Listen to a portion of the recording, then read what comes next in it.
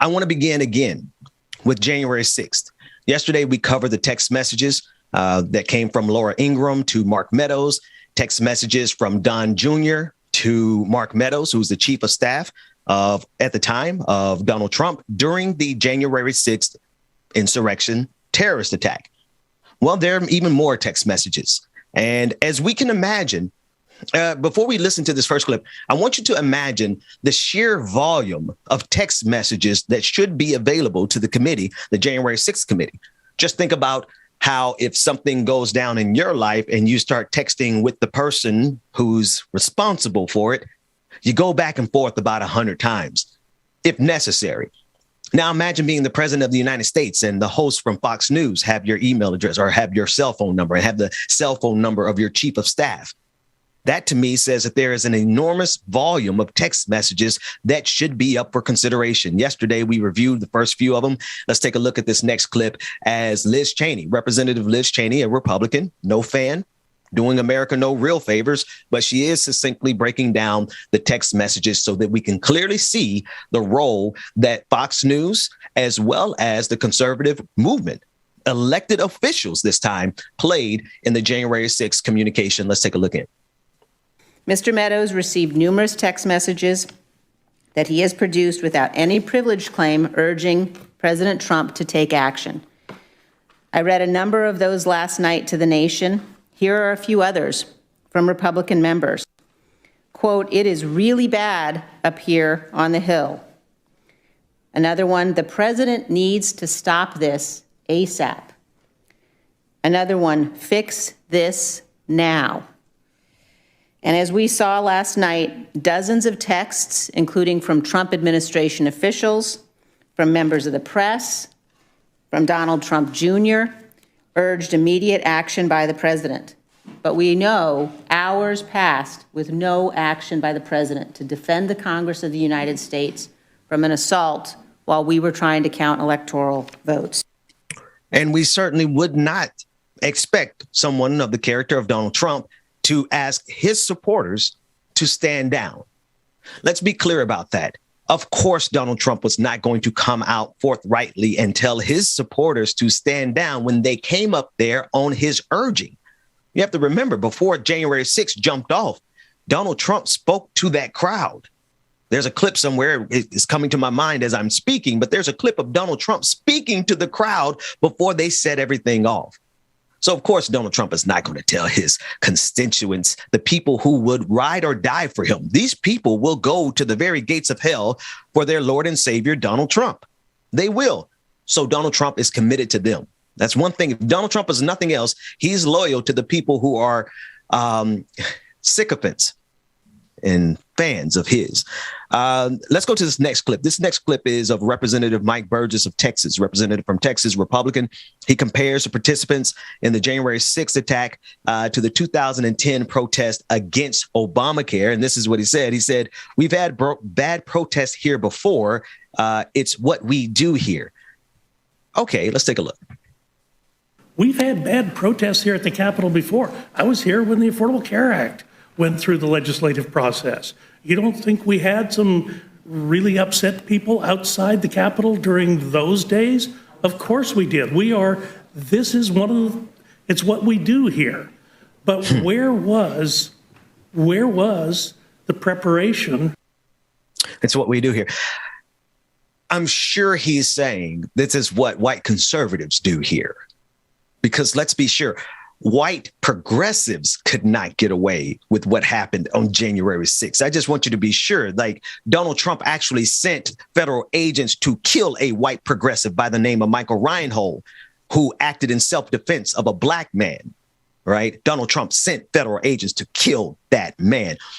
There's no way in the world, and that man was white. There's no way in the world white progressives, white liberals, or black people of any persuasion could get away with the protest that you saw, the riot that you saw, the terrorist insurrection attack on January 6th. It just doesn't happen. So when I hear this Republican say this, clearly, there's no question, there's no bones about it. He is talking to a very specific type of white American. Not even you white liberals are included in this, because if you go to the Capitol and protest on behalf of Medicare for all, the way they protested to overthrow this country,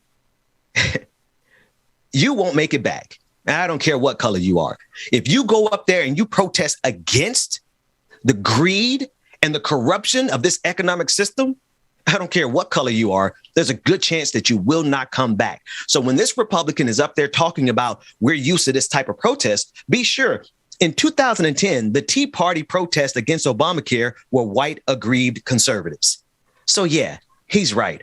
America is used to the protests that come from people who simply have carte blanche privileges in this country and simply do not have to be concerned with trying to get justice from a system that would turn a blind eye to the terrorist attack of January 6th. We're talking about the whole of democracy here. We're not talking about differences in policy opinions. OK, we're not talking about whether or not you think the tax rate should be 15% for corporations or tax them at the same rate you tax income. Come on, somebody. We're not talking about those substantive arguments that we can have and that we can get qualitative or rather quantitative data on to see what is actually better performing. Those are disagreements that are worth having. We're talking about people who simply do not respect democracy.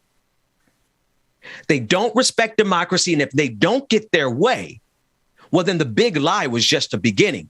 The big lie was to be followed by a slow coup. And if they get in power again in 2022, 2024, well, that coup is going to pick up a whole lot of steam. I want to take a look at this next clip. This is a clip of now Fox News. Fox News trying to do damage control. And it's going to be D4, Ben. We want D4 instead of D3. Okay. Fox News doing damage control, and they rolled out Tucker Carlson, who takes the lead, as usual, for Fox News, covering up and making excuses. Let's take a listen to old Tuckums. There's no racial angle to January 6th. What was January 6th? Well, there was destruction of property, which we're totally opposed to. But what motivated it? Why were all those people there? Well, for the most part, a year later, it's very clear January 6th was essentially what it appeared to be. Thousands of ordinary American citizens, voters, people who believe in our democracy far more fervently than Liz Cheney ever has, came to Washington because they sincerely believed democracy had been thwarted. They believed the presidential election was unfair, and they have a right to believe that. And by the way, in many ways, they were correct. The presidential election was unfair, and you don't have to get into anything about voting machines to believe that. But we also think that as you do that, if a mass of people show up angry at the Capitol, you should at least pause for a second if you believe in democracy and ask, what are they angry about? Maybe we should address their concerns. But Liz Cheney. You know, before we go to the guests, I want to close out with this segment. There have to be more conservatives of good faith in this country that draw the line at least at democracy. That's the way I view Liz Cheney. Liz Cheney is saying, listen, I may not stand up for marginalized people. I may give corporations all the tax breaks they need. I may fully invest into not personally, but I will fully make sure that the military industrial complex is never challenged. But when it comes down to democracy, Liz Cheney is saying enough's enough. There has to be a few more good faith conservatives out there who will look at this situation and say that we are fighting for the entirety of our democracy. I want us to begin again with Fox News covering January 6th. This next clip is right where we left off. It's another clip of Tucker Carlson, but this time Tucker Carlson is specifically making an excuse for Fox News to try to make it seem as though no, they did not lie to their audience.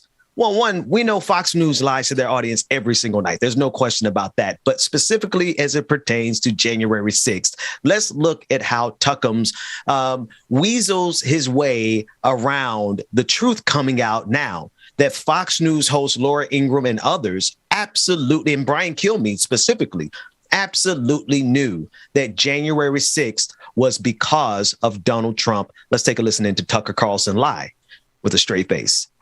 If you get a text from Brian Kilmeade, it sounds pretty much identical to Brian Kilmeade on Fox and Friends. These are not phonies. We can personally confirm that. Whether you like them or not, they're real. Please get him on TV.